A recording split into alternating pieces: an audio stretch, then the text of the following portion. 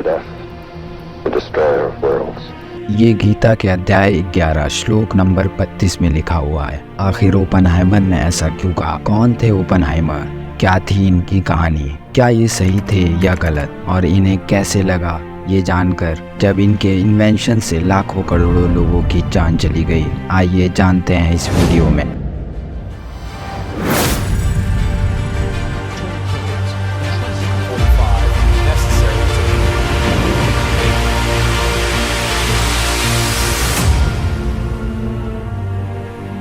Julius Robert Oppenheimer, जिनको father of atomic bomb के नाम से भी जाना जाता है, ये उस मैनहट्टन प्रोजेक्ट के डायरेक्टर थे जिसने दुनिया के पहले न्यूक्लियर हथियार बनाए। शुरुआत इनके बचपन से होती है। इनका जन्म साल 1904 में न्यूयॉर्क शहर में एक जर्मन ज्यूज परिवार में हुआ। इन्हें मिनरलॉजी की बहुत जानकारी थी। 10 साल की उम्र से ही ये हाई लेवल की फिजिक्स और केमिस्ट्री पढ़ रहे थे, जिसके कारण बचपन से ही इन्हें चाइल्ड जीनियस माना जाता था। इन्हें इस हद तक की नॉलेज थी कि 12 साल की उम्र में ही इन्हें न्यूयॉर्क के मिनरलॉजिकल क्लब में लेक्चर देने के लिए बुलाया गया। साल 1922 में ये हार्वर्ड में पढ़ाई करने गए। वहाँ जाकर इन्होंने 4 साल की डिग्री 3 साल में ही ख़त्म कर दी। ये अपनी क्लास में भी टॉप थे।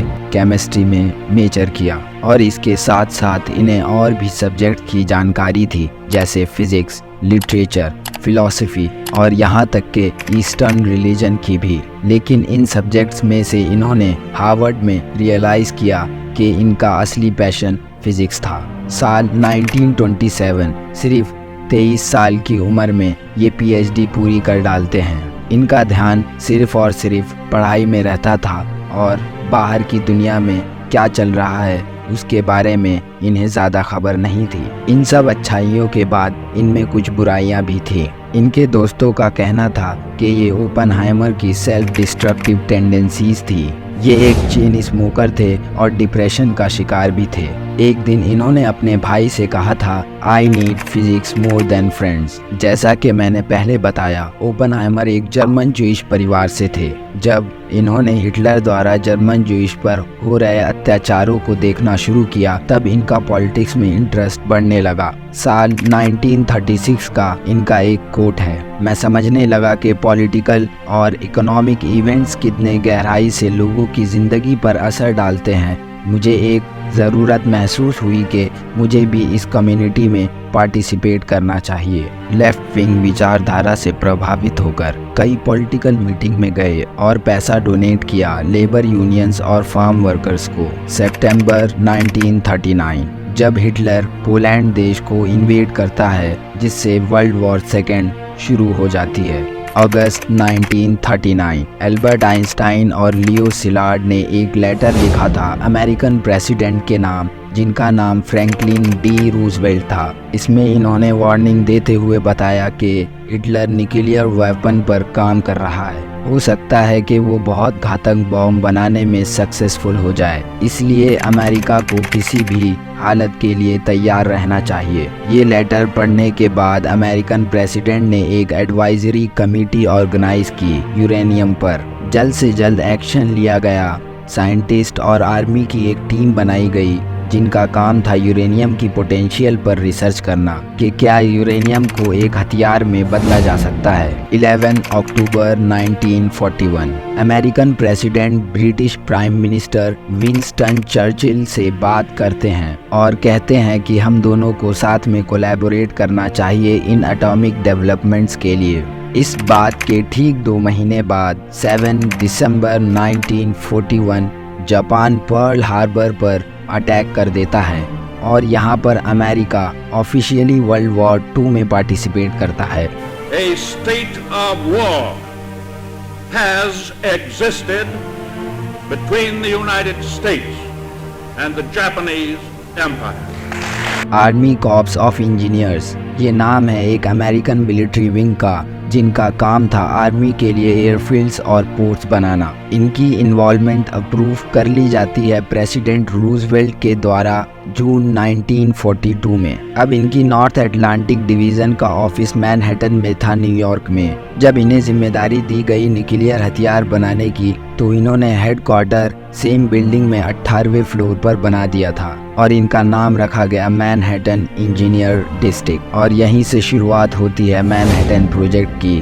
डेट थी 13 अगस्त साल 1942। अगले महीने 17 सितंबर हेड अपॉइंट किया जाता है कर्नल लेस्ली रिचार्ड ग्रोव्स को इस प्रोजेक्ट का, और ये डिसाइड करते हैं कि ओपनहाइमर को एटॉमिक बॉम्ब के डिज़ाइन का लीडर बनाया जाए। इस प्रोजेक्ट के लिए एक सीक्रेट लोकेशन डिसाइड की जाती है ताकि इसे अंडर कवर रखा जाए, और ये लोकेशन थी ओक रिज, जो कि टेनेसी स्टेट में था। इसको सीक्रेट सिटी के नाम से भी जाना जाता है। अब इन दोनों लोकेशन के अलावा तीसरी लोकेशन को ढूंढा जा रहा था प्रोजेक्ट वाई के लिए, एक ऐसी लोकेशन जहां बॉम्ब बनाया और डिजाइन किया जाए। जनरल ग्रोव्स एक दूर और अनजान लोकेशन चाहते थे ताकि इस प्रोजेक्ट को सीक्रेट रखा जाए, और ओपनहाइमर ऐसी लोकेशन जानते थे जिसका नाम था पीकॉस वैली, जो कि न्यू मैक्सिको स्टेट में था। और इन सब के चलते 20 जुलाई 1943 ओपनहाइमर को मैनहट्टन प्रोजेक्ट का लीडर बना दिया जाता है। अमेरिका 2 एटम बॉम्ब्स को यहाँ पर डेवलप कर रहा था।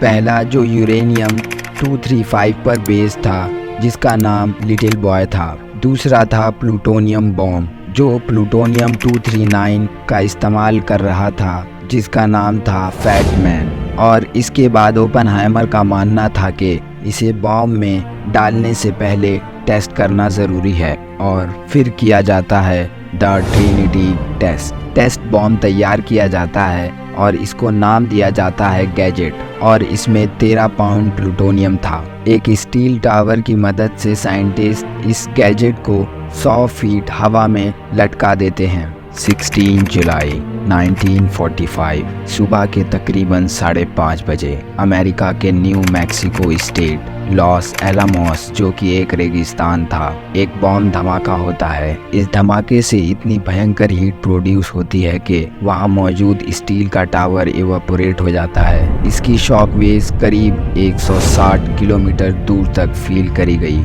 और धमाके से बना मशरूम क्लाउड करीब 12 किलोमीटर ऊपर तक गया। ये सब देखकर ओपनहाइमर इतने हैरान रह जाते हैं कि भगवद गीता की एक लाइन उनके मुंह से निकलती है, now I am become death the destroyer of worlds. Now I am become death, the destroyer of worlds.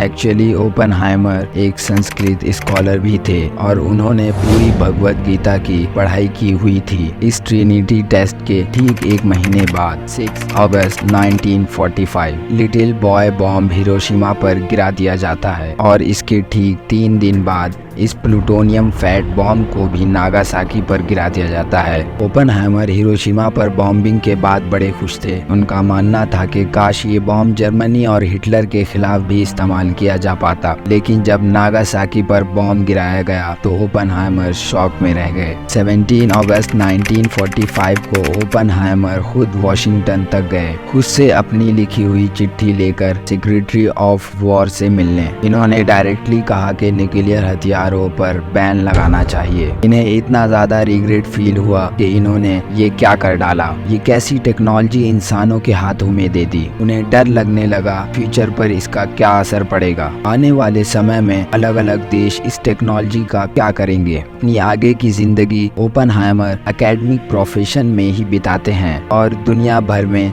जाके लेक्चर्स देते थे। साल 1965 में थ्रोट कैंसर की वजह से ओपनहाइमर की मृत्यु हो जाती है, सिर्फ 62 साल की उम्र में। उनकी मौत का कारण उनकी चेन स्मोकिंग की आदत बनी। दोस्तों, ये थी ओपनहाइमर और एटॉमिक बॉम्ब की सच्ची कहानी। मिलते हैं अगले वीडियो में एक नए टॉपिक के साथ।